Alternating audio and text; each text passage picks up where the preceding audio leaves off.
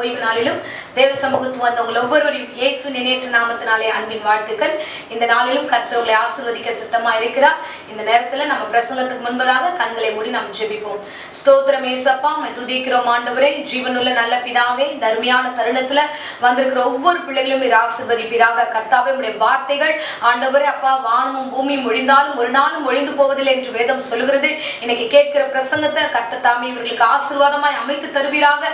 கர்த்தர் கூட இருந்து வழி நடத்தும், பாதுகாத்துக்கொள்ளும். இயேசுவின் நாமத்திலே ஒப்பு கொடுத்து ஜெபிக்கிறேன் ஜீவனுள்ள நல்ல பிதாவே, ஆமென் ஆமென். ஹல்லேலூயா. கர்த்தர் நல்லவர். இந்நாள் வரைக்கும் அவர் கிருபை நம்ம நடத்தி கொண்டிருக்கிறது. உண்மையாகவே நாம் நிர்மூலமாகாதிருப்பது அவருடைய சுத்த கிருபை. அந்த கிருபை இல்லைன்னா இந்த நாளில உண்மையாகவே இந்த பிரசங்கத்தை நம்மளால கேட்க முடியாது. அவர் கிருபையை கொடுத்து இம்மட்டும் காத்து நடத்துகிறார். இப்பொழுதும் இந்த வேத வசனத்து மூலமா உங்களோடு முகமுகமாய் பேச அவர் சித்தமா இருக்கிறார். கடந்து செல்லலாம். சங்கீதம் 91 11th verse எடுத்து நம்ம வாசிப்போம். உன் வழிகள் எல்லாம் உன்னை காக்கும்படி உனக்காக தம்முடைய தூதர்களுக்கு கட்டளையிடுவார். ஆமென். ஹல்லேலூயா. கர்த்தர் நல்லவர், அவர் கிருபை என்றும் உள்ளது. இந்த நாளில இந்த வாரம் கர்த்தர் உங்களோடு பேசிக் கொண்டிருக்கிறார். பாருங்க, வழிகள் எல்லாம் உங்களை காக்கும்படி தூதர்களை கர்த்தர் கட்டளையிட்டு இருக்கிறார். ஆமென். நம்முடைய வழிகள் எல்லாம் ஆண்டவர் எவ்விதமான ஒரு பாதுகாப்பை கொடுக்கிறார்னா, நம்ம தனியா போனா அந்த வழியில நம்ம கடந்து போனா நம்ம இடறி விழுந்துருவோம், இல்ல அந்த வழியில சரியா நம்ம போக மாட்டோம் என்பதை கர்த்தர் அறிந்து தம்முடைய தூதர்களை கர்த்தர் கட்டளையிடுகிறார். ஹல்லேலூயா ஹல்லேலூயா. நம்முடைய ஆவிக்குரிய வாழ்க்கையாகட்டும், உலக பிரகாரமான வாழ்க்கையாகட்டும், பல பிரச்சனைகளுக்கு மத்தியில நம்ம கடந்து போகிறோம். ஒவ்வொரு நாளும் அந்த வழியை கடப்பது மிகவும் சிரமமா இருக்கிறது. எத்தனையோ பிள்ளைகளை நான் கேட்பது உண்டு, என்னால ஆவிக்குரிய வாழ்க்கை நடக்கவே முடியலன்னு நிறைய பேர் சொல்லுவது உண்டு. இல்லைன்னா குடும்பத்தின் காரியத்தை நடத்த முடியலன்னு சொல்லிட்டு அநேகர் என்னிடத்துல பேசுவது உண்டு. உண்மையாகவே இந்த நாட்கள்ல கர்த்தர் உங்களுக்கு துணையா இருக்கிறார். ஆமென் ஹல்லேலூயா. அவர் என்ன செய்கிறார் என்றால், வேதம் சொல்லுகிறது, உங்களுக்காக அவர் தம்முடைய தூதர்களை கட்டளையிடுகிறார், உங்கள் பாதம் கல்லில் இடராதபடிக்கு. அடுத்த வசனத்தை நம்ம வாசிக்கிறோம். 12ஆம் வசனத்தை வாசிங்க. உன் பாதம் கல்லில் இடராதபடிக்கு அவர்கள் உன்னை தங்கள் கைகளில் ஏந்தி கொண்டு போவார்கள். ஆமென் ஹல்லேலூயா. பாதம் கல்லில் இடராதபடிக்கு, சோ எங்கும் நம்ம இடறி விழுந்து போகாதபடிக்கு அந்த வழிகளிலே கர்த்தர் நம்மை சேஃபா கொண்டு போவதற்கு கர்த்தர் நம்மை நடத்துகிறார். ஹல்லேலூயா. தூதர்களை கட்டளையிடுகிறார். உண்மையாகவே ஒரு சில நேரங்களில் தம் பிள்ளைகளை ஆண்டவர் எப்படி நடத்துகிறார், வித்தியாசமா நடத்துகிறார். நம்ம நினைக்கிறோம் நம்மளால இது முடியாது, நம்மளால செய்ய முடியாதுன்னு இப்ப விழுந்து போவோம். நம்ம எப்பெல்லாம் நினைக்கிறோமோ அப்பொழுதெல்லாம் நிழலாய் கர்த்தர் நமக்கு துணையா இருப்பது மாத்திரமல்ல, தூதனை வழியிலே கட்டளையிட்டு நீங்கள் கொண்டு வாருங்கள் என்று ஆண்டவர் நமக்கு வழிகளை அவர்களை ஆயத்தப்படுத்தும்படியாய் வைத்திருக்கிறார். ஹல்லேலூயா. இன்னும் அருமையான வசனத்துல நாங்கள் சொல்றோம் பாருங்க, தூதர்களை குறித்து ஆண்டவர் சொல்கிற வார்த்தை எபிரேயர் 1ஆம் அதிகாரம் 14வது வசனத்துல நம்ம வாசிக்கிறோம். ரட்சிப்பை சுதந்திரிக்க போவதன் நிமித்தமாக ஊழியம் செய்யும்படிக்கு அவர்கள் எல்லாரும் அனுப்பப்படும் பணிவிடை ஆவிகள் இருக்கிறார் அல்லவா. ஆமென் ஹல்லேலூயா. ஒவ்வொருவருக்கும் ஆண்டவராகிய கர்த்தர் பணிவிடை ஆவிகளை வைத்திருக்கிறார். அதுதான் மத்தேயு 18ல இயேசு கிறிஸ்து விதமாய் சொல்லுவார். 10ஆம் வசனத்துல வாசிக்கிறோம், ஒவ்வொருவருக்கும் ஆண்டவராகிய கர்த்தர் அவருக்கு தூதர்களை கட்டளையிட்டு இருக்கிறார். இங்க இருக்கிற ஒவ்வொரு மனுஷருக்கும் தூதர்களுக்கு ஒப்பு கொடுக்கப்பட்டிருக்கிறது. அவர்கள் எப்போதும் பரலோகத்தில் இருக்கிற பிதாவை தரிசிக்கிறார்கள் என்று சொல்லப்படுகிறது.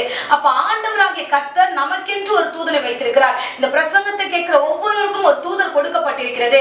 அப்போ நீங்க நடந்து போக முடியாத ஒரு சூழ்நிலையில, உங்க வாழ்க்கையில கடக்க முடியாத ஒரு முக்கியமான பிரச்சனைகளை நீங்க விழுந்து போக கூடாதபடிக்கு, உங்க பாதம் கல்லில் இடரக்கூடாதபடிக்கு தம்முடைய தூதருக்கு ஆண்டவர் கட்டளையிட்டு இருக்கிறார். என் பிள்ளை எங்க இடர்கிறாளோ, எங்க என் பிள்ளை விழுந்து போகிறானோ அங்கே போய் நீ தாங்க வேண்டும் என்று இந்த வேளையில ஒப்பு கொடுக்கப்பட்டது. பாருங்க, பிசாசு இந்த காரியத்தை குறித்து நல்லா அறிந்து வைத்திருக்கிறான். இப்படிதான் பிசாசானவன் நல்ல ஒரு விஷயத்தை தெரிஞ்சு வச்சிருக்கிறான். என்னன்னா, ஒவ்வொருத்தருக்கும் தூதர்கள் உண்டு என்பதை அவன் அறிந்துதான் இயேசு கிறிஸ்து 40 நாள் உபவாசம் இருக்கும்போது முடிச்சுட்டு போகும்போது சொன்னான், நீ மேல இருந்து கீழே விழுங்க, தாழ விழுந்தீங்கன்னா உங்க தூதர்கள் ஏந்துவார்களே என்று. பாருங்க, பிசாசு கூட தெரிகிறது தூதர்கள் இருக்கிறார்கள். இன்றைக்கு ஆண்டவராகிய கர்த்தர் உங்களிடத்துல முகமுகமாய் பேசுகிறார். உங்களால முடியாத பட்சத்துல, நீங்கள் பலவீனம் அடையும் போது, சோர்ந்து போகும்போது, நீங்கள் இந்த காரியத்தை செய்ய முடியாது என்று சில நேரங்களில் யோசிக்கும் போது ஆண்டவராகிய கர்த்தர் தம்முடைய தூதர்களை அனுப்புகிறார். சங்கீதம் 121:8 வசனம் சொல்லுது, கர்த்தர் உங்கள் போக்கையும் ஒரு வரத்தையும் இது முதல் கொண்டு ஆசீர்வதிக்கிற தெய்வம். எங்கே போனாலும் சரி, நீங்க எங்கே வந்தாலும் சரி, நீங்கள் தனியா போகல, நீங்க தனியா செயல்படல, உங்களோடு கூட உங்களுடைய பணிவிடை ஆவிகள் இருக்கிறது. உங்களோடு கூட தூதர்களை கர்த்தர் கட்டளையிடுகிறார். அந்த தூதர்கள் உங்களை சுற்றி இருக்கிறாங்கன்றத புரிஞ்சுக்கோங்க. ஹல்லேலூயா. நீங்க தனிமையானவர்கள் அல்ல. கர்த்தர் எல்லாவற்றுக்கும் ஒரு பாதுகாப்பு வைத்திருக்கிறார். இந்த பூமியில நம்ம எவ்வளவாய் நம்ம தனிமையா இருக்கிறோம், எவ்வளவாய் நீங்க ஃபீல் பண்றீங்களோ, இந்த பூமியில உங்களோடு கூட தூதர்களும் இருக்கிறார்கள் என்பதை நீங்க புரிந்து கொள்ள வேண்டும். ஹல்லேலூயா. அவர்கள் கண்களுக்கு தெரிய மாட்டாங்க, ஆனா உங்களுக்கு உதவி செய்யும்படியாக கர்த்தர் அவர்களை வைத்திருக்கிறார். வைத்திருக்கிறார். அல்லேலூயா, அல்லேலூயா. கர்த்தர் நல்லவர். பாருங்க, பழைய ஏற்பாட்டுல ஒரு சம்பவத்தை குறித்து நம்ம வாசிக்கிறோம். என்னன்னா 2 ராஜாக்கள் 6ஆம் அதிகாரத்துல இஸ்ரவேல் ஜனங்களுக்கு விரோதமாக சீரியர்கள் வருகிறார்கள். அவர்கள் வரும்போதெல்லாம் எலிசா அந்த ஊழியக்காரர் என்ன பண்ணுகிறார்னா இஸ்ரவேல் ஜனங்களுக்கு விஷயங்களை சொல்லிட்டு இருக்கிறார். என்னன்னா இந்த இடத்துல எல்லாம் பாளையம் இறங்குறாங்க, நீங்க ஜாக்கிரதையா இருங்கன்ட்டு. இந்த சீரிய ராஜாவுக்கு ஒரே குழப்பமாகுது. என்னடா நம்ம போறதுக்கு முன்னாடி அவங்களுக்கு மெசேஜ் போயிடுது, இது எப்படி நடக்குதுன்னு ஒரே பிரச்சனையோட குழப்பத்தோட அவர் காணப்படும் போது அவருக்கு அறிவிக்கப்படுது. அங்கே ஒரு தீர்க்கதரிசி இருக்கிறார். அந்த எலிசா தீர்க்கதரிசி தான் உங்க வீட்டுல நீங்க என்ன பேசினாலும் சரி, உங்க பள்ளி அறையில நீங்க என்ன பேசினாலும் சரி, அது எல்லாவற்றையும் அறிவிக்க அங்கே ஒருத்தர் இருக்கிறார் என்று அவர்களுக்கு அறிவிக்கப்படுகிறது. உடனே சரியான கோவம் வருது இந்த சீரிய ராஜாக்கு. இமீடியட்டா அவர் எங்க அந்த எலிசா இருக்கிறாரோ அந்த இடத்துல போய் அவர் எப்படியாவது கைது செய்யணும், அவனை எப்படியாவது பிடிக்கணும்னு சொல்லிட்டு கடந்து போகிறார்கள். அல்லேலூயா. இது ஒரு அருமையான சம்பவம். இது உங்களிடத்துல ஆவியானவர்களோட கூட பேச விரும்புகிறார். ஏன்னா அவரை பிடிக்கும்படியாக வந்த அந்த ராணுவ படைகள் பாத்தீங்கன்னா அந்த அவர் இருக்கிற மலையை சுற்றி அவருங்க பாளையம் இறங்கி காத்துக்கிட்டு இருக்கிறாங்க. எலிசா வெளியில வரட்டும், அவரை அரெஸ்ட் பண்ணணும்னு சொல்லிட்டு அந்த அளவுக்கு அவங்க வெறித்தனமா காத்துக்கிட்டு இருக்காங்க. அந்த இடத்துல ஒரு சம்பவம் நடக்கிறது. என்னன்னா அவருடைய வேலைக்காரன், எலிசாவுடைய வேலைக்காரன் வெளியே வருகிறான். காலை வேளையில வெளியில பார்த்தா ஃபுல்லா சுத்தி இருக்கிற ராணுவம். என்னடா இவ்ளோ ராணுவம் சுத்தி இருக்கிறேன்ட்டு பயந்துட்டு போய் அந்த ஊழியக்காரர் சொல்றாரு, ஐயா நம்ம மாட்டிக்கிட்டோம், நம்மளை சுத்தி இப்படிப்பட்ட ஒரு காரியம் இருக்கிறது என்று அவன் பயந்து நடுங்குகிறான். அல்லேலூயா. அருமையானவர்களே, இந்த பிரசங்கத்தை கேட்கிறவர்களே, இன்னைக்கு அப்படிதான் மாம்சரிகமான சில விஷயங்களை குறித்து நம்ம பயப்படுகிறோம். யாராவது நம்மளை சுத்திட்டா போதும், யாராவது ஏதாவது ஒரு பிரச்சனையை கொண்டு வந்துட்டா போதும், எதனா ஒண்ணு வந்துட்டா போதும், டக்கு நம்ம பயப்பட ஆரம்பிக்கிறோம். அப்படிதான் இந்த வேலைக்காரன் பயப்படுகிறான். எலிசா கிட்ட போய், ஐயா நம்மளை சுத்தி இவ்வளோ ராணுவம் இருக்கு, இவ்வளவு பேர் நம்மளை கைது பண்ண வந்திருக்கிறாங்க, என்ன பண்றதுன்னே தெரியலன்னு அவன் பயப்படுகிறான். அப்பொழுது அருமையாய் அந்த ஊழியக்காரர் ஒரு வார்த்தை சொல்லுகிறார். உங்களுக்கும் இந்த வார்த்தை பொருந்தும். இந்த வேளையில 2 ராஜாக்கள் 6ஆம் அதிகாரம் 16-17 வசனத்தை நம்ம வாசிக்கலாம். அதற்கு அவன், பயப்படாதே, அவர்களோடு இருக்கிறவரை பார்க்கிலும் நம்மோடு இருக்கிறவர்கள் அதிகம் என்றான். அப்பொழுது எலிசா விண்ணப்பம் பண்ணி, கர்த்தாவே இவன் பார்க்கும்படி இவன் கண்களை திறந்துள்ளும் என்றான். உடனே கர்த்தர் அந்த வேலைக்காரன் கண்களை திறந்தார். இதோ எலிசாவை சுற்றிலும் அக்கினிமயமான குதிரைகளாலும் ரதங்களாலும் அந்த மலை நிறைந்திருந்ததை அவன் கண்டான். ஆமென். அல்லேலூயா. அருமையான வார்த்தைகள் பாருங்க. அங்க சொல்லுகிற வார்த்தை, அவர் சொல்லுகிறார் வேலைக்காரனை பார்த்து, நீ பயப்படாதப்பா, அவங்களோடு இருக்கிறவர்களை பார்க்கலும் நம்மோடு கூட இருக்கிறவர்கள் அதிகமானவர்கள், நீ வேணா பாருன்னு சொல்லிட்டு, ஆண்டவரே இவன் கண்களை திறந்துள்ளும் என்று அவர் ஜெபிக்கிறார். ஆவிக்குரிய கண்கள் திறக்கும் பொழுதுதான் அங்க தெரிகிறது. ஏராளமான அக்கினிமயமான தூதர்கள் அந்த மலையை சுற்றி அவர்களை சுற்றி இருக்கிறார்கள், அந்த ராணுவத்தை சுற்றி இருக்கிறார்கள் என்பதை அவர்கள் காண்பித்தார். இன்றைக்கு இந்த பிரசங்கத்துல உங்களோடு கூட கர்த்தர் பேசுகிறார். உங்க வீட்டை சுற்றி கர்த்தர் தூதர்களை கட்டளையிட்டு இருக்கிறார். நீங்க இருக்கும் இடங்களில கர்த்தர் தூதர்களை கட்டளையிடுகிறார். நீங்க தான் சில விஷயங்களை பயந்துகிட்டு இருக்கீங்க. ஐயோ நம்ம தனிமையா இருக்கோம், நம்ம நம்மளை சுற்றி என்னென்னமோ நடக்குது, யாரோ என்னென்னமோ பேசுறாங்க, நம்ம அவ்வளவுதான், நம்மளுடைய பிரச்சனை முடிஞ்சிருச்சு அப்படின்னு சில காரியங்களை குறித்து பயந்துகிட்டு இருக்கீங்க. இல்ல, கர்த்தர் உங்களை எல்லாவற்றிலும் காப்பாற்றும்படியாக அவரும் நிழலாக இருக்கிறார். அது மாத்திரம் இல்ல, தூதர்களையும் கட்டளையிட்டு இருக்கிறார். அக்கினிமயமான ரதத்தோடு உங்களுக்காக ஒரு பாதுகாப்பு இருப்பது என்று நீங்க மறக்க கூடாது. இந்த உலகத்துல இருக்கிற காரியங்களை குறித்து நம்ம பாக்குறோம் பாருங்க. நம்மள இந்த உலகத்துல எல்லாருக்கும் ஒரு பாதுகாப்பு, அவங்கவுங்க பணத்தை வச்சு பணத்தை கொடுத்து பாதுகாப்புக்குள்ள இருப்பாங்க.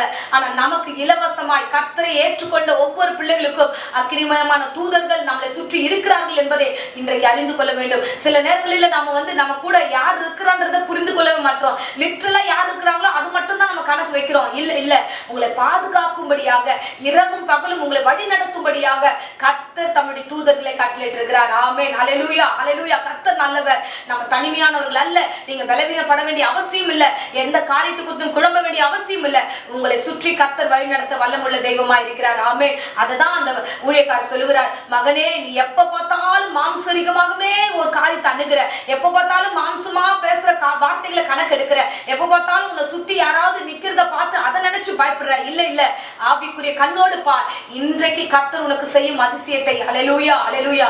அன்பான பிள்ளைகளே, இன்னைக்கு ஆரம்பித்ததுல வசனம் சொல்லப்பட்டது போல ஆண்டவர் தாமே உன் பாதம் கல்லில் இடராதபடிக்கு நீங்க எங்க போய் சேரணுமோ, எந்த இடத்துல கொண்டு போய் விடணுமோ, ஆண்டவர் அந்த இடத்துல சேஃப்டியா உங்களை கொண்டு போய் சேர்ப்பார். அல்லேலூயா.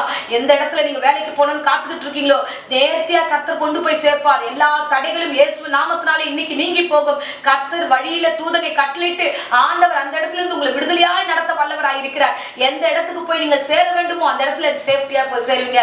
காலேஜ் சேரணுமா, ஸ்கூல் சேரணுமா, என்னென்ன காரியம் எங்கெங்கே போய் நீங்கள் சேர வேண்டுமோ தேவ பிள்ளைகளுக்கு என்று மிகப்பெரிய பாதுகாப்பு உண்டு, மிகப்பெரிய வழிநடத்துதல் உண்டு. கர்த்தர் தூதரை கட்டளிட்டு எல்லா வேலைகளும் நேர்த்தியாய் முடிக்க அவர் வல்லமுள்ள தெய்வமா இருக்கிறார். ஆமென். நீங்கள் ஒன்றை மாத்திரம் விசாரிக்க வேண்டும், நான் தனிமையா இல்ல, என்னோடு ஆண்டவர் இருக்கிறார், என்னோடு தூதர்கள் இருக்கிறாங்க. கர்த்தர் என் போக்கையும் மரத்தையும் காப்பாற்றுவார், கர்த்தர் எல்லா ஆக்கினைக்கும் விலக்கி என்னை பத்திரப்படுத்தி நடத்துவார் என்று விசுவாச கண்ணோட்டத்தோடு பாருங்க.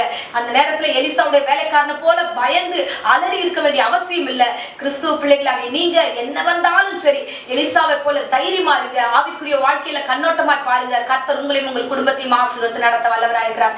இப்பொழுது உங்களுக்காக அடியே ஜெபிக்கிறேன். இருந்த இடங்களை கண்களை மூடி நாம் ஜெபிப்போம். ஸ்தோத்திரம் ஏசப்பா, இந்த அருமையான வேளையில ஆண்டவரே அப்பா, எங்களுடைய அறியாமையை குறித்து நீர் வெளிப்படுத்தின கிருபைக்காக நன்றி ஆண்டவரே.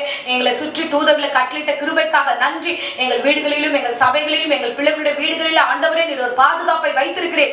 எல்லா பயத்தையும் ஆண்டவரே பலவீனமான சிந்தனைகளை உண்டு பண்ணுகிற சாத்தானை இயேசுவின் நாமத்துல சபித்து கட்டுகிறேன். என் பிள்ளைகளை காத்துக் கொள்வீராக. பாதம் கல்லில் இடராதபடிக்கு தூதர் கட்டளிடுவேன் என்று வாக்கு கொடுத்தேன். அந்த வாக்கின்படி வரும் நாளெல்லாம் ஆண்டவரே எங்கும் இடறி போகாதபடிக்கு, எந்த இடத்திலும் நாசமோசம் வராதபடிக்கு என் பிள்ளைகளை பாதுகாத்துக் கொள்ளும். ஆசீர்வதியும் ஆசீர்வதியும். ஆவியானவர் கூடவே இருந்து வழிநடத்துவீராக. இந்த வேளையில கூட கர்த்தாவே யாரெல்லாம் வியாதியோடு பலவீனத்தோடு சுகவீனமா இங்க காணப்படுகிறார்களோ எல்லோருக்கும் பூரண சுகத்தையும் ஆரோக்கியத்தையும் கர்த்தாவே இந்த சரீரத்துல கட்டளிட்டு ஆசீர்வதிக்கும்படியாய் ஜெபிக்கிறோம். இம்மட்டும் காத்தவர் இனியும் தொடர்ந்து காத்துக்கொள்ளும். இம்மட்டும் பாதுகாத்தவர் இனியும் தொடர்ந்து பாதுகாத்துக்கொள்ளும். ஆசீர்வதியும் ஆசீர்வதியும். இயேசுவின் நாமத்திலே ஜெபித்து ஆசீர்வாதத்தை ஒப்புக் கொடுக்கிறேன் ஜீவனுள்ள நல்ல பிதாவே. ஆமென் ஆமென். Praise the Lord. God bless you.